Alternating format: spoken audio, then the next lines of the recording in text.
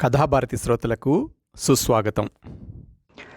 ఈ వారం కథానిక జూన్ 16, 2017 సంవత్సరంలో ఆర్జీబీ ఇన్ఫోటైన్ వారి మ్యాగజైన్లో ప్రచురింపబడ్డ డాక్టర్ జడా సుబ్బారావు గారి కథ అమ్మ రాసిన ఉత్తరం.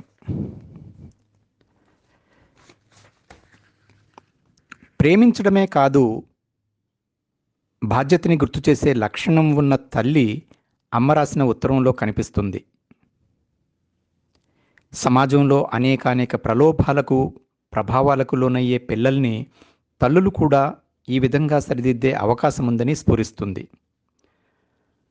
సమస్యలని అన్ని కోణాలలో స్పృశించడమే కాక సమస్యలకు పరిష్కారాలు కూడా ఉంటాయని సూచ్యప్రాయంగా చిత్రించడం సుబ్బారావు గారి కథల్లోని మేలిమి సుగుణం.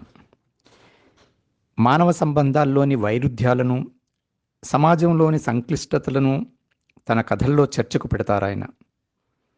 అదే సమయాన కథలో ఉండాల్సిన సౌందర్యాన్ని, ఆర్ద్రతని కోల్పోకుండానే పాఠకుల్ని ఆలోచింపచేయడం సుబ్బారావు గారి కథన రీతి. చిన్న చిన్న వాక్యాలతో, ఆకట్టుకునే సన్నివేశాల చిత్రణతో కథని రసరమ్య రీతిని సృజించడం సుబ్బారావు గారి కథల్లోని ప్రధాన ఆకర్షణ. ఇక కథలోకి వెళ్తే,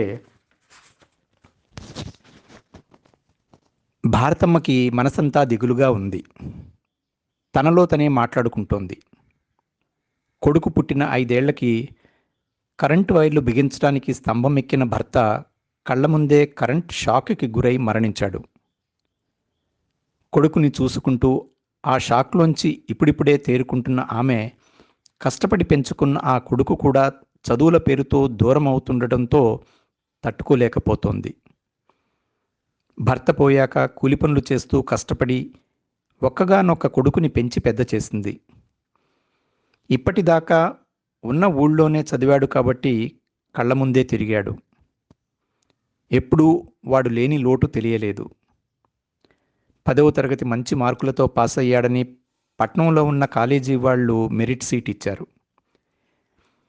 కళ్ళ ముందు ఆడుతూ పాడుతూ తిరిగిన కొడుకు తెల్లారగానే కాలేజీకి వెళ్ళిపోతాడంటే ఆందోళనగా ఉంది భారతమ్మకి. ఎంత సర్ది చెప్పుకున్నా మనసు కుదుటపడట్లేదు. ఆలోచనలతో అటూ ఇటూ దొర్లుతూ కంటి మీద కునుకు లేకుండా జాగారం చేసింది. తెల్లవారింది. లేచి కాలకృత్యాలు తీర్చుకుని వంట పనులు మొదలుపెట్టింది.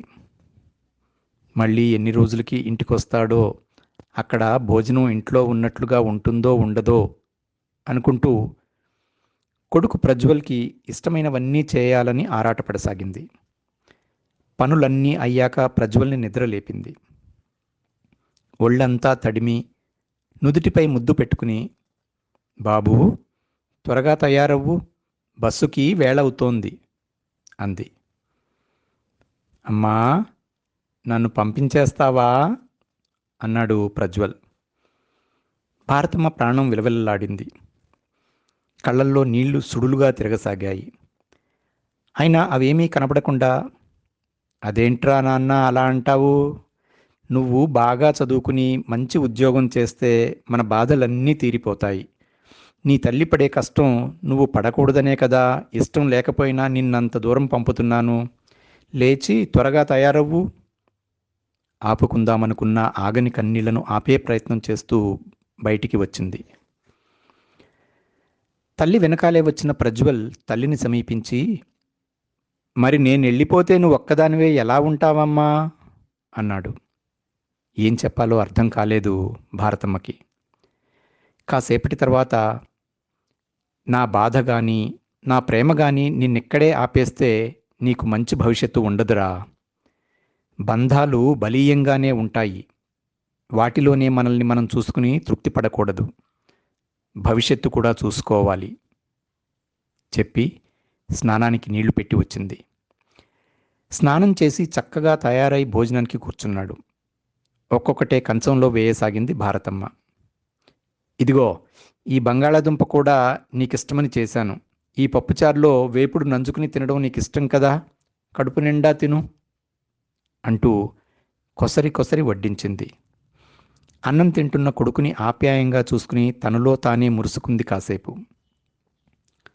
తర్వాత కొడుకుతో, చూడు నాన్నా, నువ్వు ఏ పని కోసం వెళ్తున్నావో ఆ పని మీదే దృష్టి పెట్టు. ఏ స్నేహితులు నీకు అండగా ఉంటారో వాళ్లను ఎలాంటి పరిస్థితుల్లోనూ విడిచిపెట్టకు. చెడుగా ప్రవర్తించే స్నేహితులకు దూరంగా ఉండు. నేర్చుకునే అలవాట్లన్నీ మొదట్లో కొత్తగా అనిపిస్తాయి, తర్వాత తీయగా ఉంటాయి. అవి బలపడే కొద్దీ సంకెళ్ళుగా తయారవుతాయి. నువ్వు నేర్చుకునే అలవాట్లే నీ భవిష్యత్తును మార్చుతాయని మర్చిపోకు. ఏ పని చేస్తున్నా నీ కోసం ఆర్తితో ఎదురుచూసే ఈ పిచ్చి తల్లిని గుర్తు చేసుకో. నీ వయసులో అన్నీ తెలుసని అయోమయంగా జీవితాన్ని గడిపేస్తుంటారు. నీకు హాని చేసే విషయాలకు దూరంగా ఉండటానికి ప్రయత్నించు. ఎవరితోనూ మూర్ఖంగా వాదించడం మంచిది కాదు. నీ వల్ల తప్పు జరిగితే దాన్ని ధైర్యంగా ఒప్పుకోవటం అలవాటు చేసుకో. దానివల్ల మనసు తేలికవుతుంది. నీకు అందుబాటులో ఉన్న వాటిని వదులుకొని లేని వాటి కోసం ఆశపడకు. దానివల్ల దుఃఖం తప్ప ప్రయోజనం ఉండదు. టీనేజ్లో ఉన్న పిల్లలు తల్లిదండ్రులు ఏం చెప్పినా విన్నట్లుగానే ఉంటారు, కానీ వాటిని పాటించరు. వాళ్ళ ఇష్టానికి అనుగుణంగా నడుచుకుని జీవితంలో తీవ్రంగా నష్టపోతారు. విపరీతంగా ఆకర్షించే చెడు కూడా నీ వయసులో ఉన్నవారికి మంచిగానే తోస్తుంది. కానీ నీ ఎంపిక మంచిదైతే నీ భవిష్యత్తు బంగారం అవుతుంది. చెప్పడం ఆపి కొడుకు వైపు చూసింది. తల్లి మాటలు వింటూ తలూపసాగాడు ప్రజ్వల్. పెద్దగా హారన్ కొట్టుకుంటూ వస్తున్న బస్సును చూసి, చూడరా, నీకు వీలు కుదిరినప్పుడు ఉత్తరం రాయి మర్చిపోకుండా, అంది భారతమ్మ. ఆశ్చర్యంగా అమ్మ వైపు చూసిన ప్రజ్వల్, ఫోన్ ఉంది కదమ్మా, చక్కగా రోజూ ఫోన్ చేసి మాట్లాడుకోవచ్చు, ఇంకా ఉత్తరాలెందుకు అన్నాడు. ఫోనులో అన్నీ మాట్లాడుకోలేమురా, ఉత్తరాలైతే వివరంగా అన్ని విషయాలు చెప్పుకోవచ్చు అంటూ బస్సులోకెక్కిన కొడుక్కి లగేజీ అందించింది. తల్లివైపు నీళ్లు నిండిన కళ్ళతో చూస్తూ చేయి ఊపాడు ప్రజ్వల్. జాగ్రత్త అన్నట్లుగా చేయి ఊపి తన్నుకొస్తున్న దుఃఖానికి చీరచెంగుతో అడ్డుకట్ట వేసే ప్రయత్నం చేసి ఇంటిబాట పట్టింది. ప్రజ్వల్ కాలేజీకి వచ్చి 4 రోజులు గడిచిపోయింది.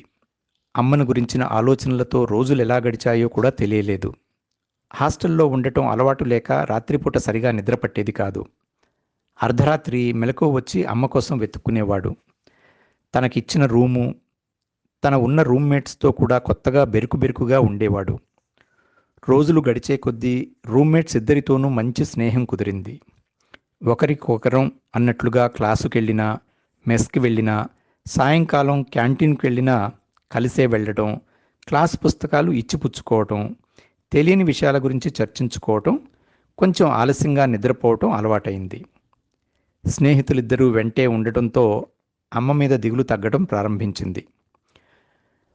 ఒకరోజు ఒక్కడే గదిలో కూర్చుని చదువుకుంటున్న ప్రజ్వల్ని సమీపించి, ఎప్పుడు చూసినా చదువుతూనే ఉంటావు, నీ గోల్ ఏంట్రా అని అడిగాడు రాజేష్. కాసేపు ఆలోచించాక, బాగా చదువుకోవాలి, మంచి ఉద్యోగం తెచ్చుకోవాలి, మా అమ్మను బాగా చూసుకోవాలి, మా అమ్మకు నేను తప్ప ఎవరూ లేరు చెప్పాడు ప్రజ్వల్. కాసేపటి తర్వాత, మరి నీ లక్ష్యం ప్రశ్నించాడు ప్రజ్వల్. జీవితంలో గోల్స్ పెట్టుకుంటే చెడిపోతాంరా. ఎప్పుడు బుక్స్ ముందేసుకుని దానిలో ఉన్నవన్నీ బుర్రలోకి ఎక్కించుకుని దాన్ని తీసుకెళ్ళి పరీక్ష పేపర్లో నింపి ఏ విషయాలు తెలియకుండా, ఎలాంటి జనరల్ నాలెడ్జ్ లేకుండా బ్రతికేయటం నాకు ఇష్టం ఉండదు. కనీసం ఒక సమస్య వస్తే దాన్ని ఎలా డీల్ చేయాలో కూడా మన చదువు మనకు నేర్పించదు. చదువు టెన్షన్ ఎక్కువయ్యే చాలామంది చనిపోతున్నారు. హాయిగా బయట తిరగాలి, 4 విషయాలు తెలుసుకోవాలి. అంతేగాని పుస్తకాల పురుగుగా ఉండటం నా వల్ల కాదు. ఆర్థికంగా నాకేం లోటు లేదు. ఎంజాయ్ చేయడమే నా లక్ష్యం.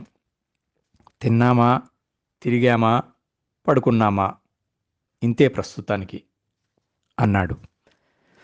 పుస్తకాలు చదివితే జనరల్ నాలెడ్జ్ రాదా అడిగాడు ప్రజ్వల్. వస్తుంది, ఎందుకు రాదు? ఎవరు పాలించారు, ఎప్పుడు పాలించారు, వాళ్ళ సంసారాలేంటి, వాళ్ళకి ఎంతమంది పిల్లలు, వాళ్ళింట్లో ఎన్ని గదులుంటాయి, ఇవేగా మనం చదివే జనరల్ నాలెడ్జ్. దానికోసం ఇంత టైం వేస్ట్ చేయడం అనవసరం. పరీక్ష ముందు నైట్ అవుట్ చేస్తే సరిపోతుంది. అది సరే కానీ నేను కిషోర్ సినిమాకి వెళ్తున్నాం, నువ్వు కూడా వస్తావా అడిగాడు రాజేష్. ఉలిక్కిపడ్డాడు ప్రజ్వల్.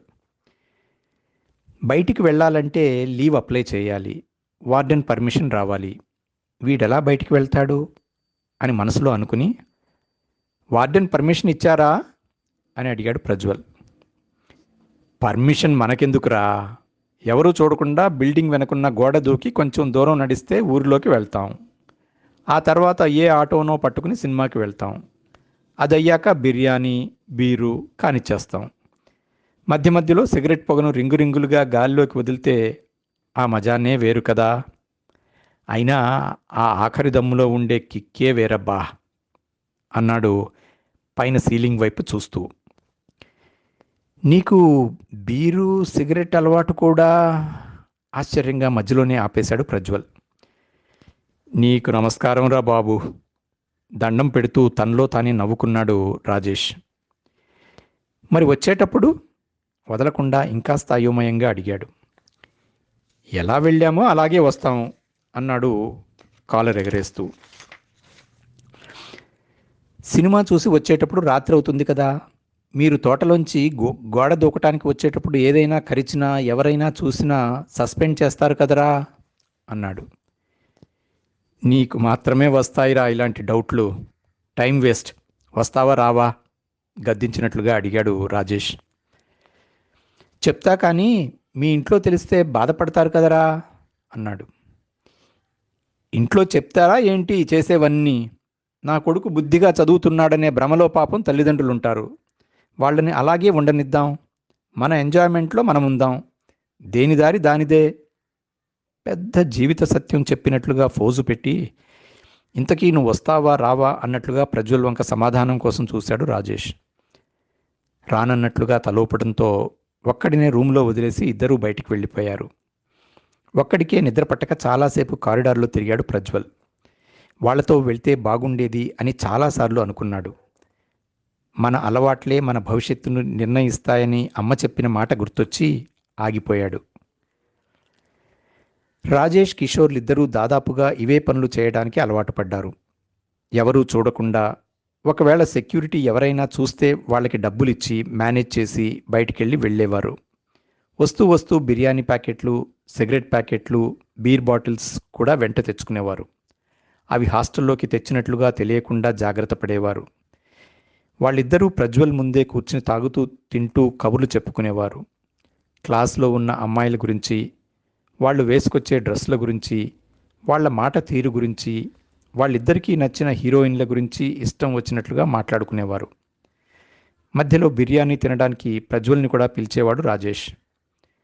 మొదట్లో కొన్నిసార్లు నిరాకరించిన వాళ్ళ కబుర్ల మీద, వాళ్ళు ప్రవర్తించే విధానం మీద ఆసక్తి కలగడంతో ఒక్కసారికి ఏమవుతుందిలే అనుకుని వాళ్లతో కలిసిపోయాడు ప్రజ్వల్. లక్ష్యాన్నే తల్లిగా భావించి తీరం చేరాలని ఎంతో ఆరాటపడిన ప్రజ్వల్ ఒక్కసారిగా కురిసిన జడివానకు ఉక్కిరిబిక్కిరయ్యాడు. స్నేహితులిద్దరూ ఎప్పుడైనా మర్చిపోతే తాగేవాటి గురించి, తినేవాటి గురించి తనే వాళ్ళకి గుర్తు చేసేవాడు ప్రజ్వల్. రాత్రి సమయాల్లో ఎక్కువగా మేల్కొని ఉండటం వల్ల ఉదయం లేటుగా లేవడం, దానివల్ల క్లాసులకి ఆలస్యంగా వెళ్ళడం, ఒక్కోసారి క్లాసులు మానేసి ముగ్గురు కబుర్లు చెప్పుకుంటూ రూమ్లోనే ఉండిపోయేవారు. వార్డెన్ చెకింగ్కి వస్తే ఒంట్లో బాగోలేదని అబద్ధం చెప్పి తప్పించుకోవటం అలవాటైంది. మొదటి సంవత్సరం ఫలితాలు ప్రతికూలంగా వచ్చాయి. ప్రజ్వల్కి 4 సబ్జెక్టుల్లో బ్యాక్లాగ్స్ ఉండిపోయాయి. మనసుకు చాలా బాధగా, ఆందోళనగా అనిపించింది. తను దేనికైతే వచ్చాడో అది మర్చిపోయి ఎటు గాలి వీస్తే అటు కొట్టుకుపోయేంతగా తన మనసు ఎందుకు తయారైందో తనకు అర్థం కాలేదు. తనతోనే తిరిగిన స్నేహితులిద్దరికీ 2 సబ్జెక్టులే ఆగితే తను 4 సబ్జెక్టుల్లో ఫెయిల్ కావటం మనసును మరింత గాయపరిచింది. మనకున్న చెడు అలవాట్లు మనకు అవమానం తెస్తాయని చెప్పిన అమ్మ మాట వినకుండా తనెంత పొరపాటు చేశాడో అర్థమైంది.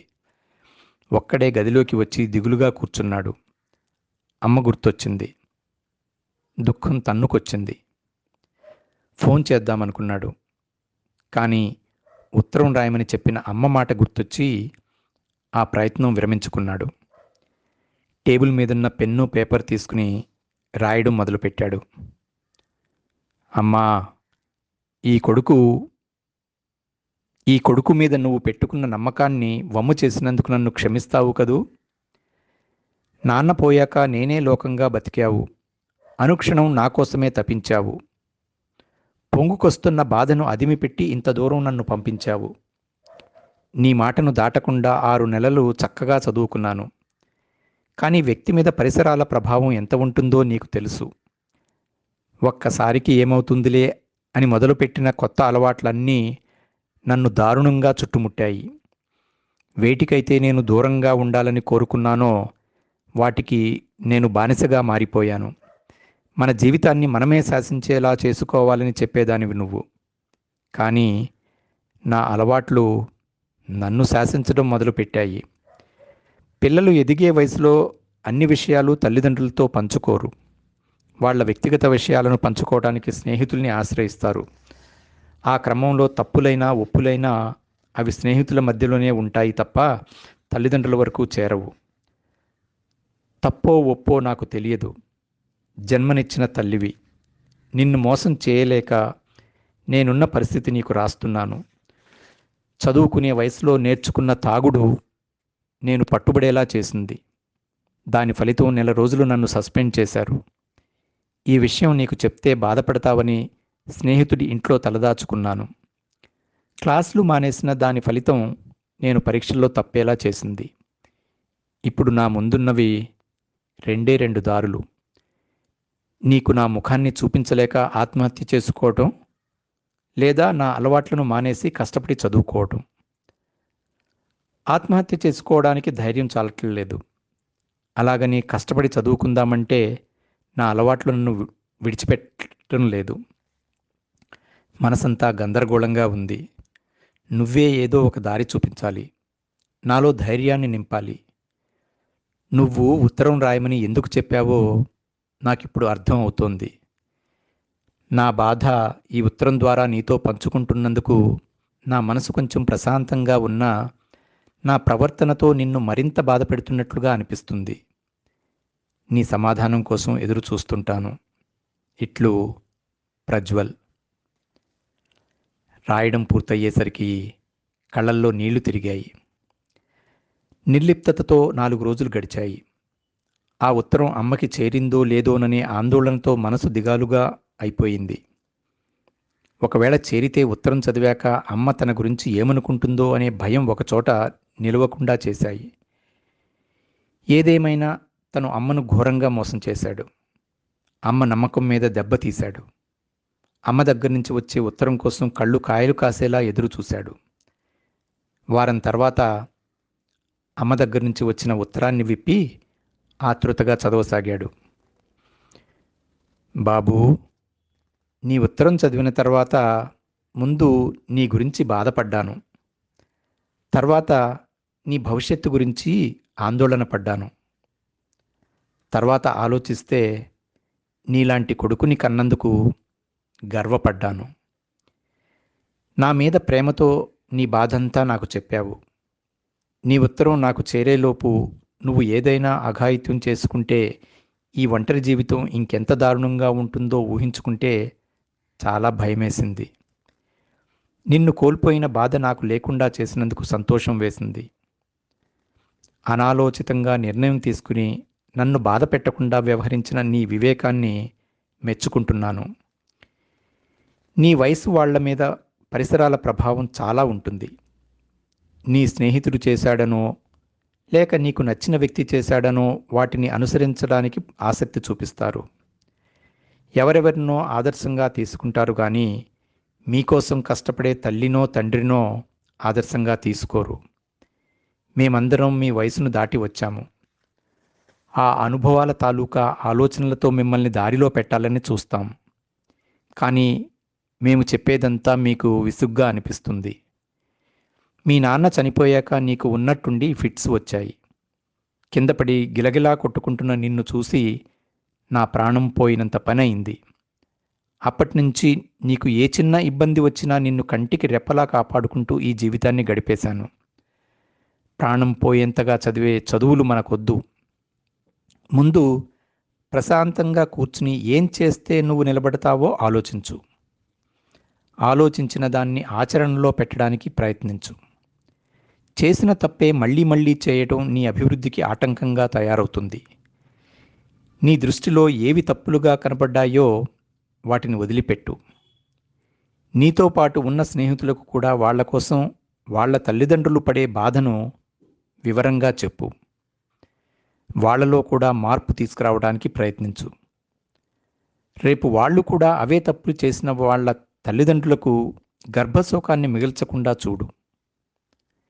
నిలబడడమో పడిపోవడమో నీ చేతుల్లోనే ఉంది. ఈ క్షణం నుంచి గతం గురించి ఆలోచించడం మాని భవిష్యత్తు పట్ల ఆకాంక్ష పెంచుకో. పడ్డవాడెప్పుడూ చెడ్డవాడు కాదు. ప్రయత్నం చేస్తే మానని అలవాట్లు ఉండవు. ఆరోగ్యం జాగ్రత్తగా చూసుకో. వీలును బట్టి ఉత్తరం రాయి. ఇట్లు మీ అమ్మ. ఉత్తరం చదివిన ప్రజ్వల్ కళ్ళు ఆకాశంలా వర్షించాయి. ఎన్ని తప్పులు చేసినా వాటిని ఎంచకుండా కడుపులో దాచుకుని ప్రేమించే కన్న తల్లి అతని కళ్ళ ముందు అనురాగ సింధువులా కనిపించింది. తల్లి కోరికను తీర్చాలనే తపన అతనిలో ప్రజ్వలించింది. అదండి డాక్టర్ జడా సుబ్బారావు గారి అమ్మ రాసిన ఉత్తరం కథ.